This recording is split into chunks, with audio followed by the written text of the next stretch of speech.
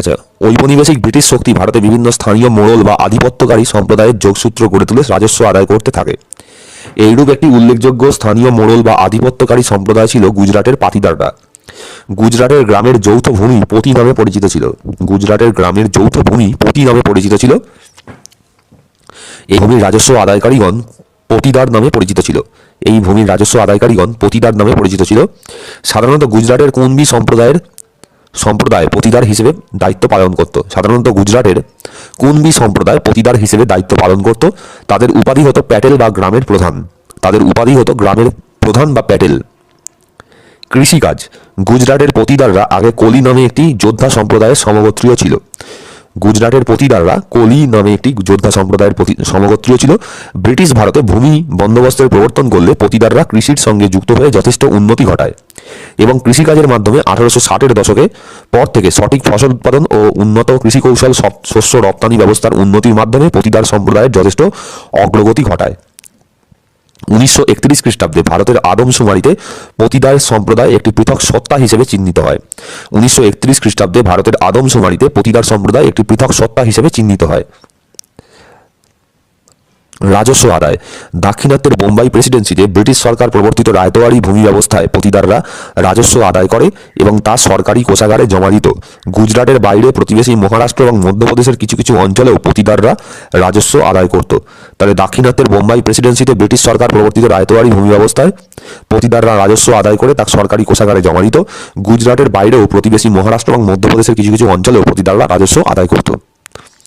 গ্রামীণ সমাজের ভাঙন। গুজরাটের পতিদাররা শীঘ্রই বিপুল পরিমাণ অর্থ সম্পদের মালিক হয়ে উঠলে তারা সাধারণ দরিদ্র কৃষকদের থেকে পৃথক সত্তা হিসেবে আত্মপ্রকাশ করে।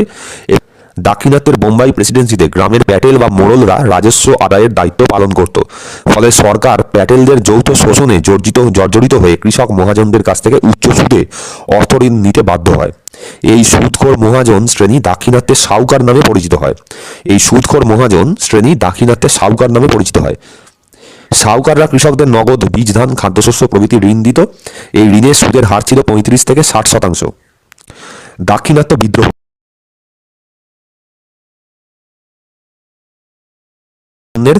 মূল্য হ্রাস পায় কেন না, ওই যে আমেরিকা ছিল এক্সপোর্টার, তুলোর এক্সপোর্টার, খুব হাই কোয়ালিটি তুলোর এক্সপোর্টার ছিল হচ্ছে আমেরিকা। যুদ্ধের সময় দাক্ষিণাত্যের যে তুলো উৎপাদন তার মূল্য খুব বেড়ে যায়। কেন মূল্য বাড়ে? তার কারণ হচ্ছে আমেরিকা থেকে তুলোর এক্সপোর্ট বন্ধ হয়ে যাচ্ছিল, ফলে তখন দাক্ষিণাত্যে তুলোর উৎপাদন বেড়ে যায়।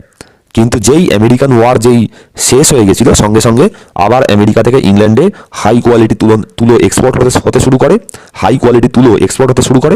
এর ফলে দক্ষিণ ভারতের যে তুলো তার কোয়ালিটি যেহেতু কম ছিল, সেই জন্য এই চাহিদা কমে যায়। ফলে কৃষি পণ্যের মূল্য হ্রাস পায়। পরবর্তী কয়েক বছর ধরে অজন্মা প্রভৃতির ফলে কৃষকরা ক্ষতিগ্রস্ত হয়।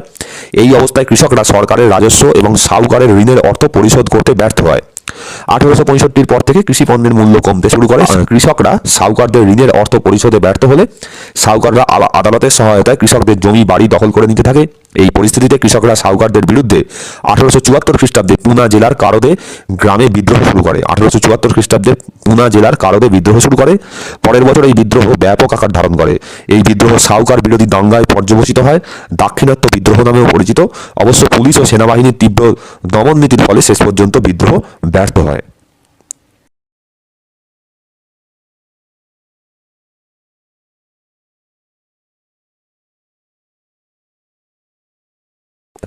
দাক্ষিণাত্যে কৃষক বিদ্রোহগুলির ফলে 1879 খ্রিস্টাব্দে এগ্রিকালচারিস্ট রিলিফ অ্যাক্ট বা কৃষকদের জন্য সুবিধা আইন চালু করেন। 1879 খ্রিস্টাব্দে এগ্রিকালচারিস্ট রিলিফ অ্যাক্ট বা দাক্ষিণাত্যে কৃষক বিদ্রোহগুলি সংগঠিত হওয়ার ফলে কৃষকদের জন্য একটি সুবিধা আইন চালু করা হয়। এই আইনের লক্ষ্য ছিল ঋণগ্রস্ত চাষিদের উপর থেকে অত্যাচারের বোঝা কিছুটা কমানো। ধার শোধ করতে না পারলে চাষিদের গ্রেপ্তার, আটক করা নিষিদ্ধ হয়। তার বদলে গ্রামেই বিচার সভা বসিয়ে সাহুকার ও চাষিদের মধ্যে আলাপ আলোচনার মাধ্যমে ঋণ পরিশোধ করার ব্যবস্থার উপর জোর দেওয়া হয়। এইভাবে বাংলাতেও জমিদারের অত্যাচার থেকে কৃষকদের রক্ষা করার জন্য কিছু প্রশাসনিক পদক্ষেপ নেওয়া হয়েছিল। সেগুলির মধ্যে 1885 খ্রিস্টাব্দের বেঙ্গল টেনান্সি অ্যাক্ট বা প্রজাস্বত্ব আইন ছিল অন্যতম।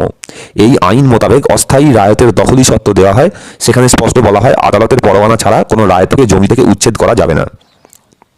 তাহলে 1885 সালে বেঙ্গল টেনান্সি অ্যাক্ট চালু করা হয়। এবং সেখানে আদালতের রায় ছাড়া কোনো রায়তকে জমি থেকে উচ্ছেদ করা যাবে না। খাজনা বাড়ানোর সময়ও জমিদারকে নির্দিষ্ট কারণ দর্শাতে আদেশ দেওয়া হয় ওই আইনে।